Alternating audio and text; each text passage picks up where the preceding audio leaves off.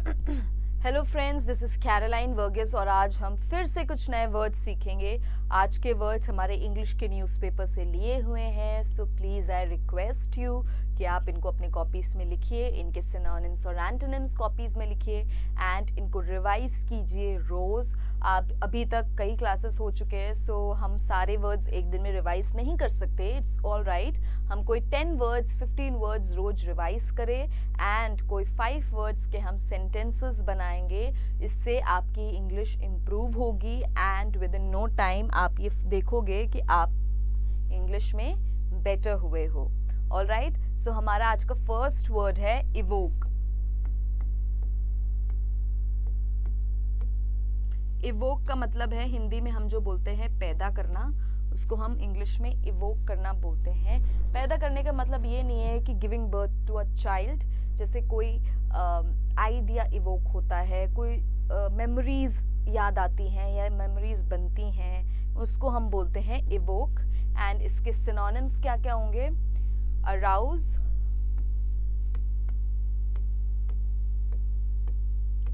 Provoke,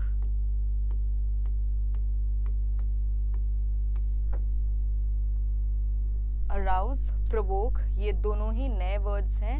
and third word है हमारा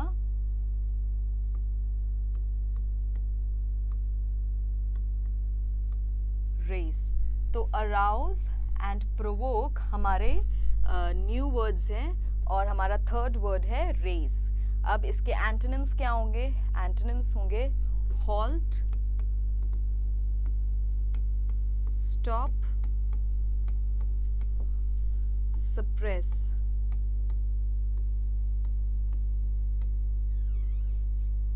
halt, false, suppress, right? ये हमारे antonyms हैं। halt is a new word, suppress is also a new word। अब ये है हमारे synonyms and antonyms। example क्या होगा? Build to evoke the body of an ideal woman. Build to evoke the body of an ideal woman. ये है हमारा first word. हमारा सेकंड वर्ड है bind।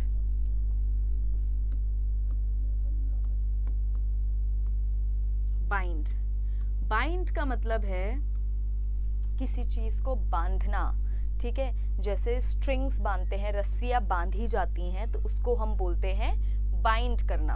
ऑल राइट, बाइंड करना, हाँ, बाइंड। इसके सिनोनिम्स क्या क्या होंगे? सिनोनिम्स होंगे फास्टन,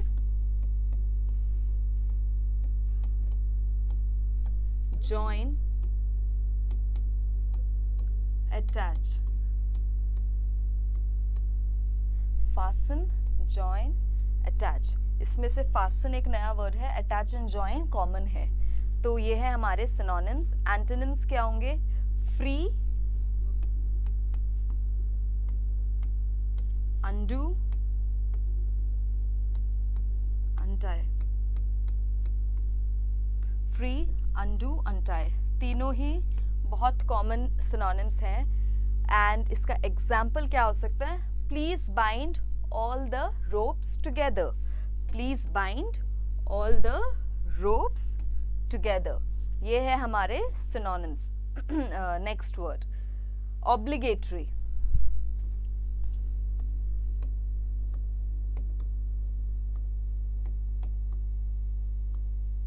Obligatory. Obligatory का मतलब है अनिवार्य, जिसको हम हिंदी में बोलते हैं अनिवार्य, उसको हम इंग्लिश में बोलते हैं ऑब्लिगेटरी। इसके सिनोनिम्स क्या क्या होंगे? कंपल्सरी,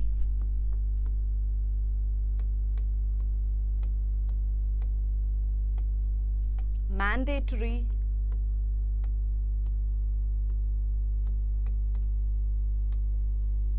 कंपल्सरी कॉमन है, मैंडेटरी कॉमन इतना नहीं है। Compulsory, mandatory and third word है हमारा रिक्वायर्ड। रिक्वायर्ड भी हमारा जो है कॉमन है, राइट? कंपल्सरी, मैंडेटरी, रिक्वायर्ड, ये है हमारे सिनोनिम्स। एंटोनिम्स क्या होंगे? एंटोनिम्स होंगे ऑप्शनल,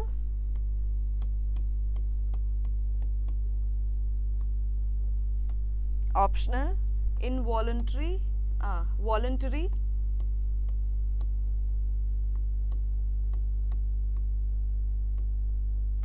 unnecessary.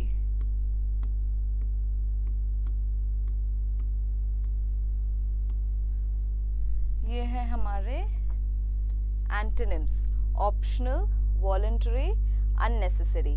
एग्जाम्पल क्या होगा? All required fields are obligatory responses. नहीं तो it is obligatory to sign these papers. It is obligatory to sign these papers. ये है हमारा ऑब्लिगेटरी के सेंटेंस. एंड अब आता है हमारा word. Next word is accordance.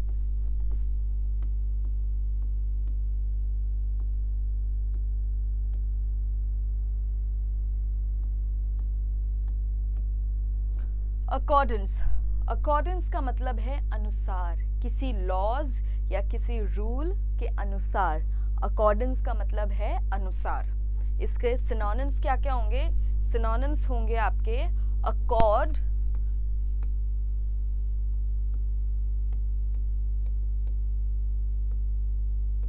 Agreement,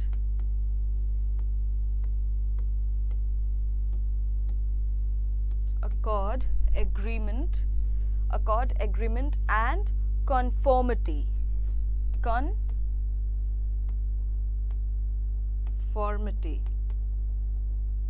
Conformity is a new word. Agreement हम usually use नहीं करते हैं. Accord भी हमारा नया word है. ये होते हैं हमारे synonyms for the word accordance. अब antonyms क्या होंगे इस word के? Antonyms होंगे conflict,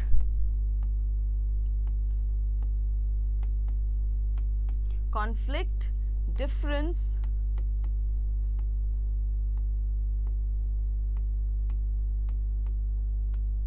conflict, difference and chaos.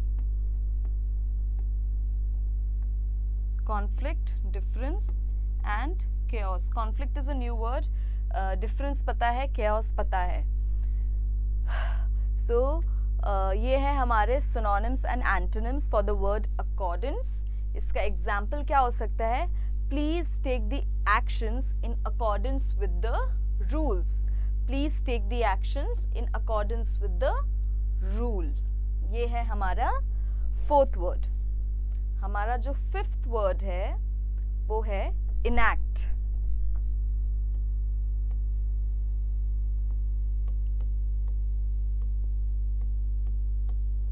enact. enact का मतलब है कोई लीगल लॉ बनाना. enact का मतलब है कि किसी चीज को लॉ पास करना. टू पास अ लॉ को हम बोलते हैं enact करना. ऑलराइट. अब इसके सिनोनिम्स क्या होंगे? सिनोनिम्स होंगे आपके परफॉर्म, ordain. ordain एक नया वर्ड है. परफॉर्म हम सुन चुके हैं. ordain एंड थर्ड वर्ड है हमारा पास.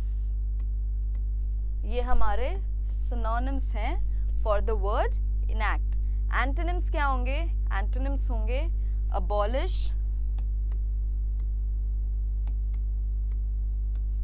cancel,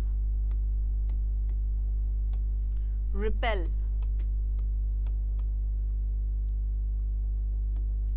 abolish, cancel, repel. या हम इसकी जगह दूसरा वर्ड यूज कर सकते हैं revoke. revoke is a better word. revoke. evoke करना उसका जस्ट ऑपोजिट है revoke करना.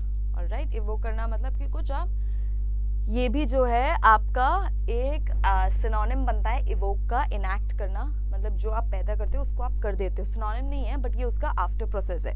तो उसका इसके enact के एंटोनिम्स में आ जाते हैं रिवोक, जो इवोक का ऑपोजिट होता है, जिसका मतलब है कि आप कुछ कर ही नहीं रहे हो. एक होता है ना कि आप कोई एक्शन ले रहे हो और जब आप एक्शन ही नहीं ले रहे हो, आप पीछे हट रहे हो, तो उसको हम बोलते हैं रिवोक. एबॉलिश का मतलब है जो कुछ भी बना हुआ है, कोई ऐसा लॉ बना हुआ है उसको हम हटा देते हैं, उसको हम कैंसिल कर देते हैं। कोई ऐसा लॉ जो बहुत टाइम से चलता आ रहा है उसके बाद अब फाइनली उसको हटा दिया गया, तो उसको हम बोलते हैं एबॉलिश करना। ऑलराइट, अब इसका एग्जाम्पल क्या हो सकता है? इसका एग्जाम्पल होता है please enact to the situation. Please enact to the situation. तो ये है हमारे सिनोनिम्स, एंटोनिम्स, उन वर्ड्स के, उन 5 वर्ड्स के जो मुझे लगा कि काफ़ी इम्पोर्टेंट है, काफ़ी नए मतलब अच्छे वर्ड्स हैं, कॉमन वर्ड्स हैं, इनके मीनिंग्स कॉमन है, लेकिन हम ये वर्ड्स यूजुअली नहीं करते हैं। आप खुद सोचिए कि आप जब ऐसे वर्ड्स अपने इंग्लिश में यूज़ करेंगे, जब आप किसी से बात कर रहे हो, तो कितना ज़्यादा डिफरेंस क्रिएट होता है आपके स्पीकिंग स्किल्स में। एंड अब जब भी आप आजकल का तो आप सब जानते हो कि कोई भी आप एग्ज़ाम दे दो, लेकिन आपको इंटरव्यू फेस करना ही है। आपकी नॉलेज कितनी भी क्यों ना हो, आप कितने भी अच्छे क्यों ना हो नॉलेज में, लेकिन आपको इंटरव्यू फेस करना ही पड़ता है। एंड यूजुअली इंटरव्यूज़ में इंग्लिश में बात की जाती है। सो आपको इंग्लिश की बहुत ज़्यादा ज़रूरत है। अगर आप अपने आइडियाज़ को, अपने ओपिनियंस को बिल्कुल क्लियरली नहीं रख पाए दूसरों के सामने, तो फिर आपकी नॉलेज वहीं पे ख़त्म हो जाती है, कोई मतलब नहीं रह जाता उनका। आपको बोलना आना चाहिए, है ना, राइट? सो इसके लिए आपको इंग्लिश थोड़ी सी बेटर करनी पड़ेगी। उसके लिए हम जो कुछ हो सकता है वो यहाँ पे कर रहे हैं, मैं कर रही हूँ। आपका काम ये है कि आप इनको कॉपीज़ में लिखो, आप इनको प्रैक्टिस करो, आप इनको रिवाइज करो, आप कोशिश करो कि आप इनको अपने कॉन्वर्जेशंस में यूज़ कर पाओ। जिनके साथ आप इंग्लिश में बात करते हो उनके साथ आप ये वर्ड्स यूज़ कर पाओ। अगर कोई नहीं मिलता है आपको जो आपके साथ इंग्लिश में बात करे, तो आपके पास ये ऑप्शन भी है कि आप उन वर्ड्स के सेंटेंसेस बना लो। तो इवेंचुअली जब आपका दिमाग फेमिलियर हो जाएगा इन वर्ड्स के साथ, तो अगर ये आपको क्वेश्चन पेपर्स में दिखते हैं तो ये आपके लिए बहुत ही मतलब स्पीडी वर्क होगा कि बिना टाइम वेस्ट किए आप इनके आंसर्स मतलब कर सकते हो, मार्क कर सकते हो, एंड आप इनको अपने इंटरव्यूज़ में भी यूज़ कर सकते हो। सो प्लीज़, मैं जैसा बोलती हूँ आप वैसा करो, एंड आप बहुत ही कुछ टाइम में ही, हो सकता है हफ्ते भर नहीं, 2 हफ्ते के अंदर ही सही, आपको अपने अंदर खुद एक इम्प्रूवमेंट दिखेगा एंड आप खुश होगे उस इम्प्रूवमेंट से, आपको खुद अच्छा फील होगा। So please do this and I assure you, मैं श्योरिटी लेती हूँ कि आपकी इंग्लिश बेटर होगी, इम्प्रूव होगी। Thank you.